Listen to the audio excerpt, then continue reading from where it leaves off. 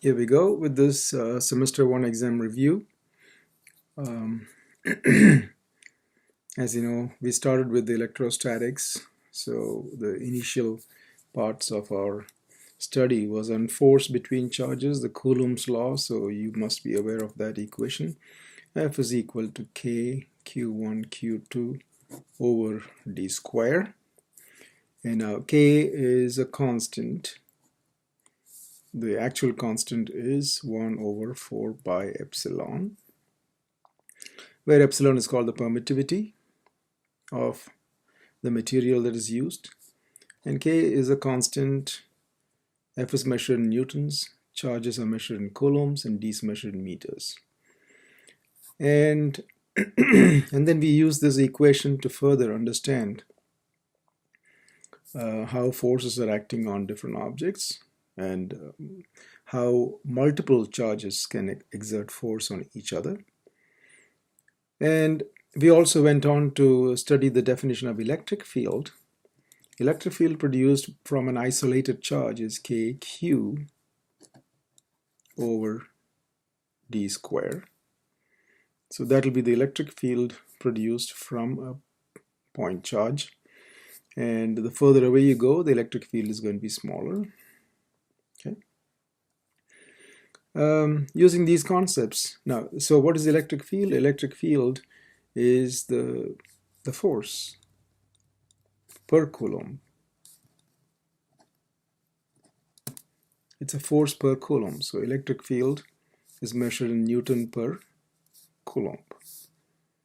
Electric field is measured in Newton per coulomb. Questions like if you're given a square with charges Q1, Q2, Q3, and Q4, find out how much force is acting on this due to the presence of these three. So you should be able to work that out, because you can find out whether this is pushing it this way or this way, whether this is pushing it that way or that way, whether this is pushing it that way or that way, and find all the three forces, and you can find the net force. So you should be able to find the net force acting on any of the charges given. And so it can be the net force acting on this point, or you can also be asked what is the electric field at a certain point in one corner. If it is the electric field at that corner, what you have to do is find out the force from here on whatever charge is here. So find the net force and divide by the charge. So field strength will be the net force per coulomb. So field at this point will be the net force due to all this per coulomb. Okay, and so if you want to find the field in the center, you have to find what this will do to this point, this will do to this point. So you can actually imagine a unit positive charge here and find out what is the net force. The net force per coulomb will be the field. Okay. If you're given a triangle, say an equilateral triangle, you can have the same situations. You have three charges sitting in the corners. You can actually be asked what is the force on any one of them. Okay. Now, how an object gets a charge Q is by a deficiency or excess of electrons. So if an object has deficiency of electrons, then it becomes positive charged. If it has excess of electrons, that becomes negatively charged. So the charge Q itself can be written as number of electrons which are missing times the E. So what is N standing for here? N is the number of electrons that are in excess or deficient. So if it is deficient, if n number of electrons are missing, then it becomes a positive charge. If n number of electrons are in excess, that becomes a negative charge. Okay, so that is a concept that you need to know on forces and all that stuff. And the charge of electron is 1.6 10 power minus 19 coulombs. And K is 8.85 10 power minus 12. So those values, if you can write it down, that'll be fine. The next aspects are capacitors. A capacitor's main job is to store charges, and the main equation is Q equal to CV, where C is measured in farads, V is measured in volts, and Q is the charge in coulombs. So this equation can be rewritten as C is equal to Q over V. It is coulombs per volt, that is farad. 1 farad is coulombs per volt. And we saw parallel plate capacitors. So for a parallel plate capacitor, the C, the capacitance of a capacitor, is given by epsilon naught or epsilon naught epsilon R A over D. Okay. So you can see that capacitance of a capacitor is directly proportional to the area of overlap. So the more the area, the more the capacitance, and is inversely proportional to the distance of separation between the two. So the distance between the plates, that is. So this is basically the equation of capacitance of a capacitor. And when you charge something with Q coulombs, then the energy is stored.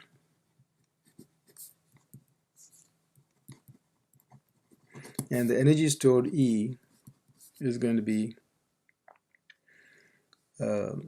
half of QV, or half of CV square, or half Q square over C. You can use any of these equations to get the energy. Okay. So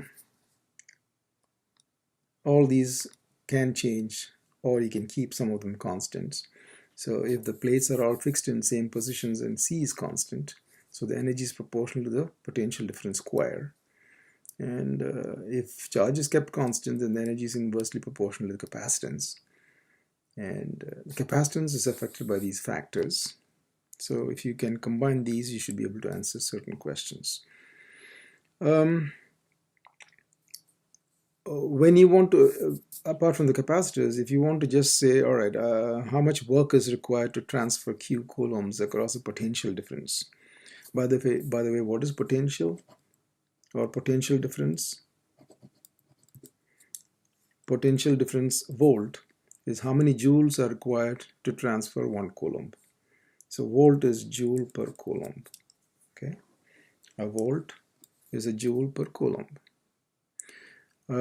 So if you know the potential difference between two places is V volts, and if you want to take a charge and accelerate it and make it go faster, there's a work done on the charge, and the work done is QV.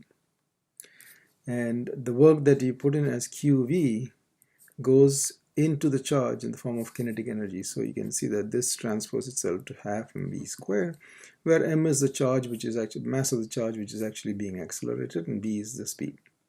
So it can gain kinetic energy. Okay. Potential. I said about potential. So we saw about fields. Similarly, there's a potential. So if you have a charge Q, the potential at a certain spot,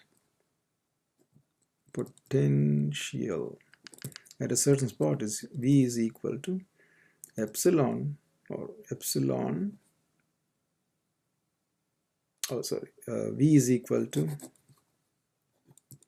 K Q over D, only one D, not D squared. So that's a potential. So you can see that potential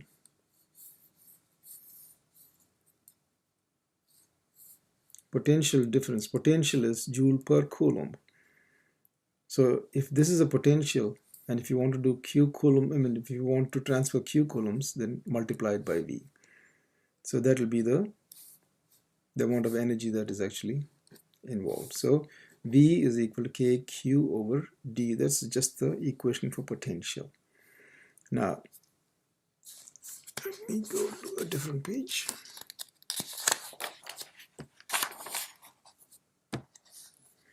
Okay, that is potential.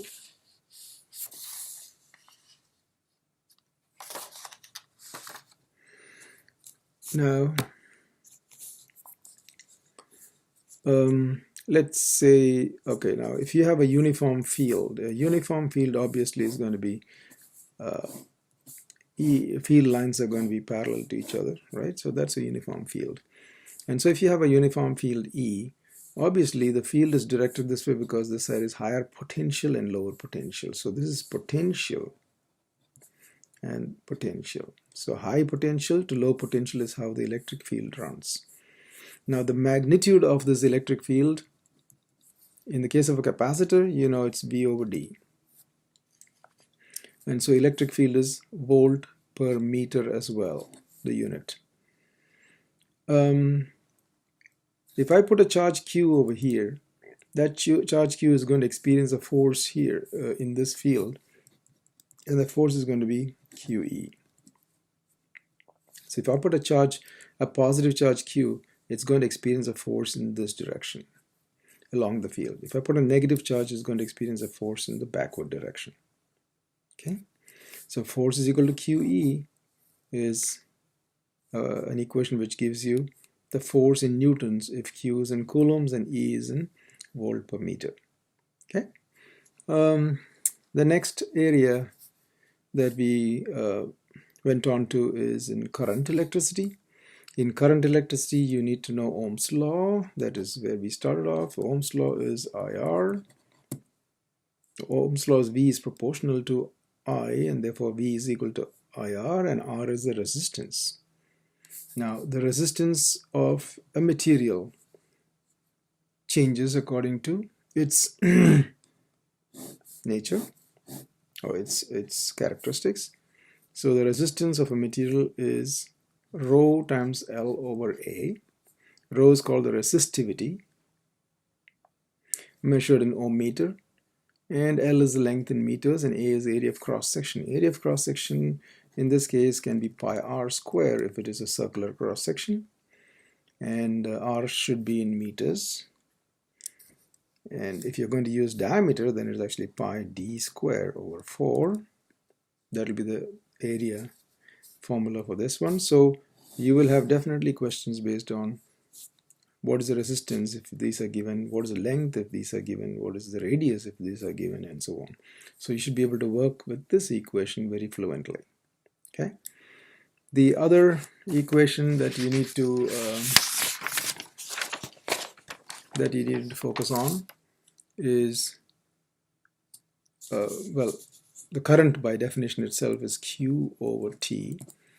So ampere is coulombs per second. Okay, and also we went through drift currents. So drift current I is equal to NAEV. So I is the current in the wire. N is the number of electrons per unit volume. So number of electrons per meter cubed, that is N. A is the area of cross section, which is this one. E is the charge of the electron that is moving in, and V is how fast it's going. So the drift speed is V. So you have questions based on this. Certain things given, you should be able to figure out the drift speed. Now, more important than that is comparison of drift speed. So if you have two materials, one like that and one like that, if it's a thinner material, that means area is smaller and area is bigger. Then what are the velocities? How can you compare the velocities? So for that, since the current is the same here, current is same, the material is basically the same. If you're going to consider both the same material, then that's common. E is common. Then A times V should be a constant. A times V should be a constant. That means the one which has got a bigger area will have a smaller velocity, and a smaller area will have a bigger velocity. So this will have higher drift speed than here. All right, so that is how you can compare the drift speeds in different segments. So how many times the area is going to affect this drift speed, you can see from this equation itself. All right, so that's about drift speeds. The other equations that are used in current electricity itself is electrical power.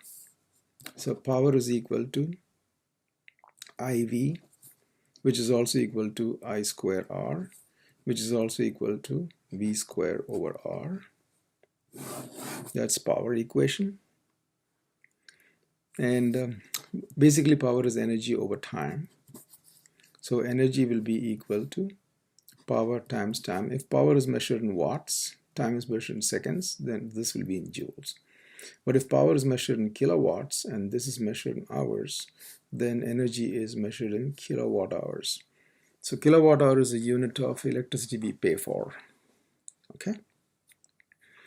And then going to the next concept. The next concept is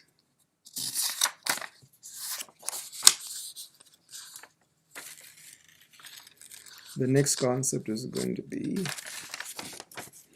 capacitors. Capacitors in series, parallel. So capacitors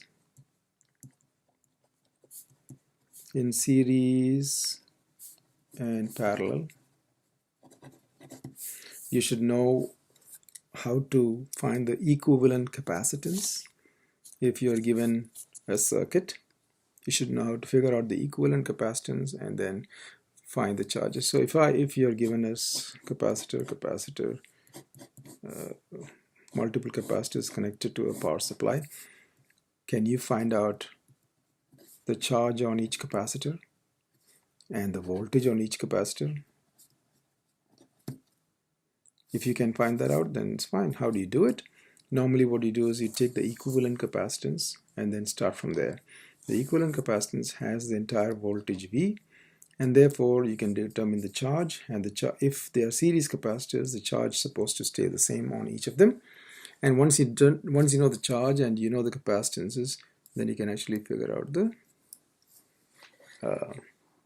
voltage. Now if there's a parallel combination, then you just include that also and do it. We have done some problems in class and you must be aware of it. Similarly, for resistors in series and parallel, you do the same thing. For resistors in series and parallel, you must know how to find the current. And to find the current, you may use Ohm's law and simplify the circuits. And you got to do exactly how you've done it in class. So find the equivalent resistance, then use this one and find out the current. And once you know the current, then you can figure out the potential drops on each resistor.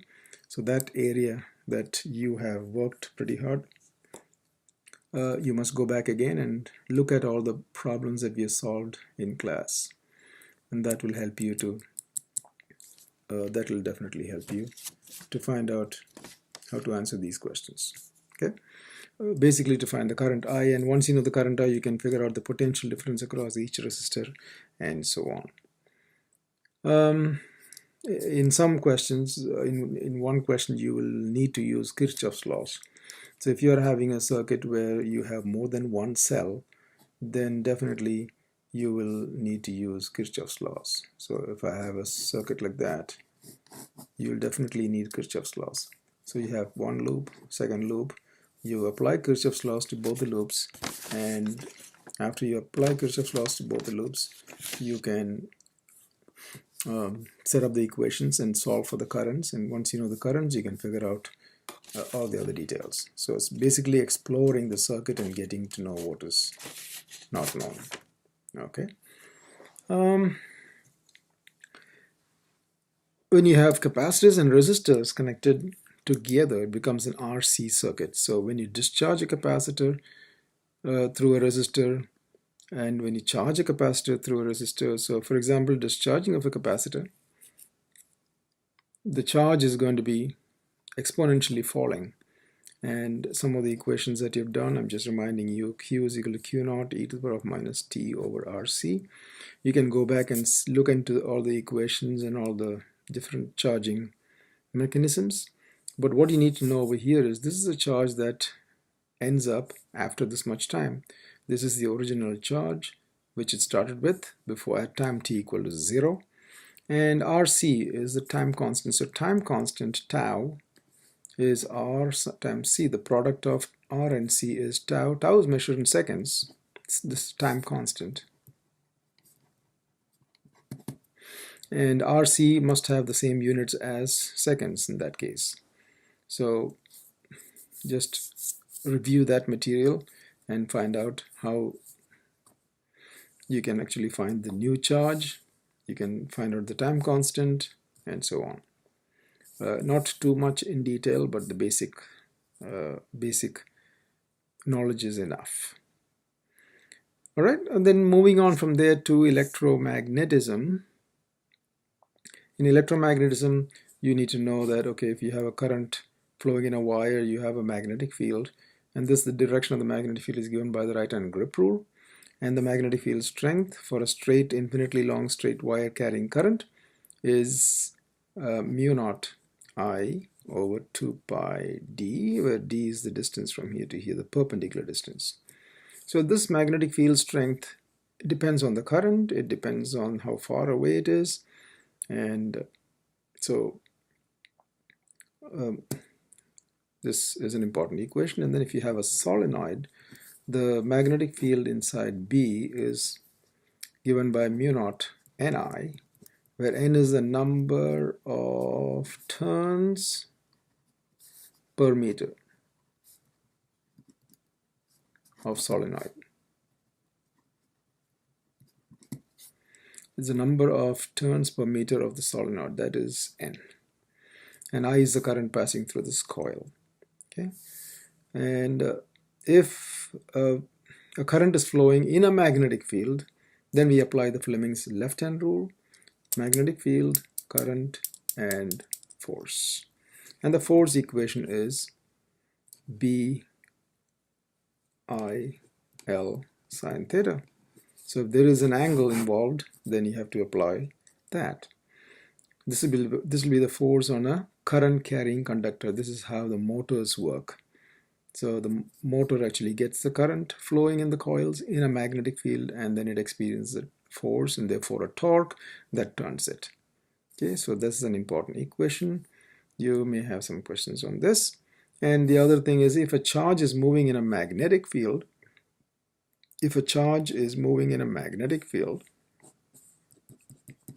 so let's say if it's a positive charge moving in a magnetic field, and the positive charge is moving to the right, so current is going to be in the same direction, and the magnetic field is downward, so the force is going to be upward. So this positive charge will experience force upward, so this will actually start turning like that. And once it turns like that, it actually will start moving in circles if magnetic field is available everywhere, and the circle radius is mv over bq. That is the circle's radius. And if this, it will move in a circle of radius r only if magnetic field is available everywhere. Otherwise, it will just turn till the magnetic field is present, and then after that it shoots off straight. So that is the radius. Now, the force that is going to be acting, trying to turn it, force, is BQV. And if there's an angle involved, if the magnetic field is not completely perpendicular to, if the magnetic field is making an not perpendicular, but it makes an angle theta, then it's going to be BQV sine theta. Okay, that will be the force on the charge which is moving in a magnetic field. So why sine theta is because not all the magnetic field is actually perpendicular to the path. It's only some of it. So instead of the magnetic field going like this, if the magnetic field is at an angle, like at an angle to the direction of the thing, then you will have to use the sine theta. This is pretty much it for the exam. Okay, and chapter 21 is not included. So induction, And all the Lenz's law and Faraday's law, all the problems based on Lenz's law and Faraday's law, I have not included. And so you are exempted from chapter 21 completely for this test. All right, so you prepare until chapter 20. 21 is something that we did recently, and I believe you are totally aware of it, and there's no need to test you. You're good at it. All right, so good luck with this exam. Do well and have a nice Christmas. All right.